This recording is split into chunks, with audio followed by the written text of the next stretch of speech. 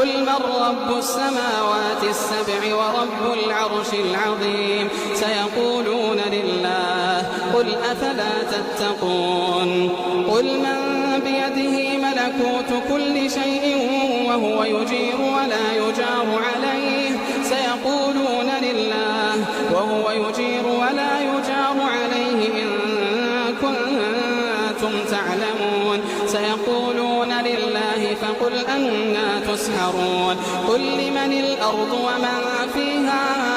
إن كنتم تعلمون سيقولون لله قل أفلا تذكرون قل من رب السماوات السبع ورب العرش العظيم سيقولون لله